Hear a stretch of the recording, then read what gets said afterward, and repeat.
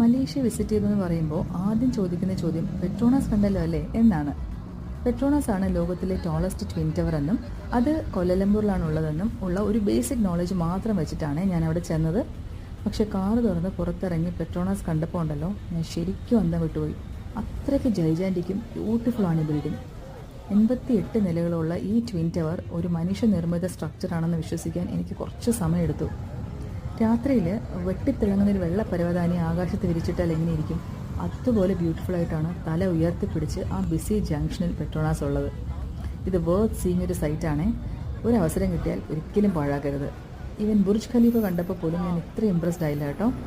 ഇതിൻ്റെ ഭംഗി കണ്ടിട്ട് മതി വരാത്തത് കാരണം 2 ദിവസം പല സമയങ്ങളിലായിട്ട് ഞങ്ങളവിടെ കുറേ ടൈം സ്പെൻഡ് ചെയ്തു. പക്ഷേ എങ്കിലും ചാനലിന് ആവശ്യമായിട്ടുള്ള വീഡിയോസോ ഷോർട്സോ ഒന്നും ഞാൻ അവിടെ ഷൂട്ട് ചെയ്തില്ല. കാരണം മറ്റൊന്നുമല്ല കേട്ടോ, ഞാൻ ഇതിൻ്റെ ഭംഗി ആസ്വദിക്കുന്ന തിരക്കിലായിപ്പോയി.